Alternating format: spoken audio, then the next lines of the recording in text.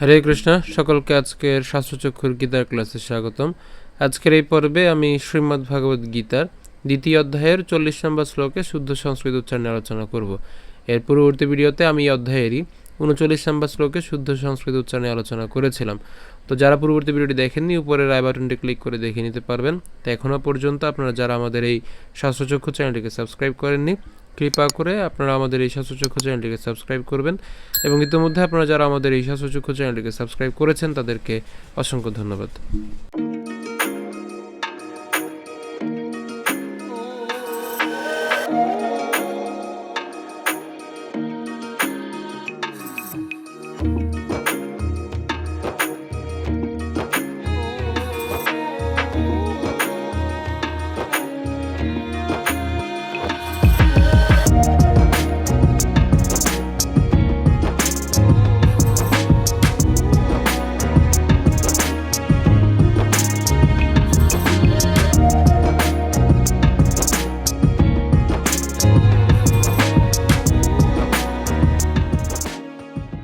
আজকের শ্লোকটি হলো নেহা ভিক্র মনাশোস্তি প্রত্যয় নবিদ্যতে স্বল্পম অপ্যস্য ধর্মস্য ত্রায়তে মহতো ভয়াৎ। তো শ্লোকটি একদমই সহজ, আমরা প্রথম থেকে খেয়াল করি। নেহা ভিক্র মনা শো, এখানে যে হ আছে এটা হচ্ছে অর্ধমাত্রা হ, যার উচ্চারণ কী হবে? অ হবে। তাহলে অস্তি, ঠিক আছে? তাহলে আমরা যদি আবার বলি নেহা ভিক্র মনা শো অস্তি, নেহা ভিক্র মনা শো অস্তি। এরপর প্রত্যয় কেন এখানে জফলা আছে, তো যার উচ্চারণ কি হবে? আমরা ত পর্যন্ত উচ্চারণ করে এবং জফলা উচ্চারণটা কার মতো করব? ইয়র মতো করব। তাহলে প্রত্যয়, হ্যাঁ প্রত্যয়। এরপর বায় নবিদ ইয়তে, ওই যে একই রকমভাবে আমরা বিদ পর্যন্ত উচ্চারণ করলাম এবং জফলার উচ্চারণ কার মতো হবে? ইয়র মতো হবে এবং তার সাথে হচ্ছে তে, ঠিক আছে? তাহলে বিদ ইয়তে।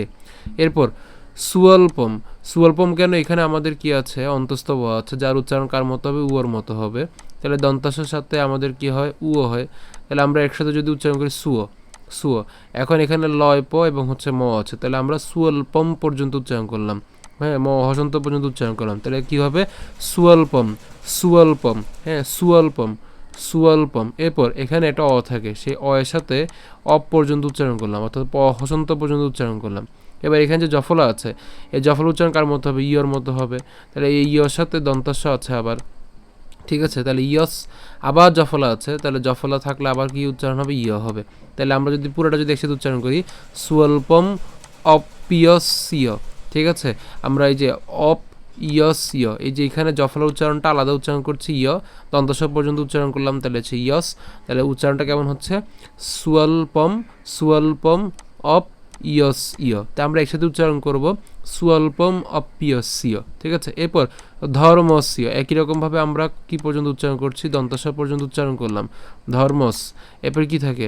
ইয় থাকে, তাহলে ধর্মস্য, ঠিক আছে? এরপর ত্রায়তে মহত ভয়া। তো এই জাস্ট এই অংশটুকু একটু কঠিন, এই অংশটুকু যদি পারেন তাহলে পুরো শ্লোকটি একদম সহজ। তাই আমি যদি আবার প্রথম থেকে বলি নেহা ভিক্র মনা শো অস্তি প্রত্যয় নবিদ্যতে অথবা একসাথে বললে বিদ্যতে সুয়ল্পম অপ্যস্য, হ্যাঁ আর একসাথে বলে সুয়ল্পম অপ্যস্য। এরপর ধর্মস্য ত্রায়তে মহত ভয়াৎ। অনুবাদ: ভক্তিযোগের অনুশীলন কখনো ব্যর্থ হয় না এবং তার কোনো ক্ষয় নেই। তার স্বল্প অনুষ্ঠানও অনুষ্ঠাতাকে সংসাররূপ মহাভয় থেকে পরিত্রাণ করে। তো আমরা পরবর্তী স্লাইডে আপনাদের সুবিধার জন্য আমি ভেঙে দিয়েছি, তো ভাঙাংশটুকু পাঠ করলে আশা করি আপনাদের এই শ্লোকটি হচ্ছে একদমই সহজ মনে হবে। তো খেয়াল করুন প্রথমে এই উচ্চারণটা কেমন হবে? নেহা ভিক্র মনা শো অস্তি, এই জায়গাটা আমরা একসাথে উচ্চারণ করব, তো তা ভাঙার সুবিধার জন্য আমি ওটাকে আলাদা করে এভাবে স্পেস দিয়ে লিখেছি, কিন্তু এটা একসাথে উচ্চারণ করবেন। কেমন হবে? নেহা ভিক্র মনা শো অস্তি। এরপর প্রত্যয়, ওই যে আমরা ত পর্যন্ত উচ্চারণ করি, ইয়টাকে আলাদা করেছে জফলাটাকে, যার কারণে ইয়। তার প্রত্যয় বায় নবিদ ইয়তে, একসাথে বলবো এটা বিদ্যতে। এরপর সুয়ল্পম অপ্যস্য, আমরা এটাও একসাথে উচ্চারণ করব সুয়ল্পম অপ্যস্য। এরপর ধর্মস্য, ধর্মস্য, এটা আমরা একসাথে উচ্চারণ করব, ধর্মস্য ত্রায়তে মহত ভয়াত। ঠিক আছে, তো একদমই সহজ শ্লোকটি। তা আমরা যদি শুরু করে পাঠ করি তাহলে কেমন হবে? নেহা ভিক্রমণা স্বস্তি প্রত্যবায় নবিদ্যতে স্বল্পমপ্যস্য ধর্মস্য ত্রায়তে মহত ভয়াত। আমি আবার বলছি, নেহা ভিক্রমণা স্বস্তি প্রত্যবায় নবিদ্যতে স্বল্পম অপ্যস্য ধর্মস্য ত্রায়তে মহত ভয়াত। তো আজকে ভিডিও এ পর্যন্ত। যদি ভিডিওটি ভালো লেগে থাকে অবশ্যই ভিডিওতে লাইক দিবেন, বেশি বেশি করে কমেন্ট এবং শেয়ার করবেন। তো এখনও পর্যন্ত আপনারা যারা আমাদের এই স্বাস্থ্যচক্ষু চ্যানেলটিকে সাবস্ক্রাইব করেননি, কৃপা করে আমাদের এই স্বাস্থ্যচক্ষু চ্যানেলটিকে সাবস্ক্রাইব করবেন।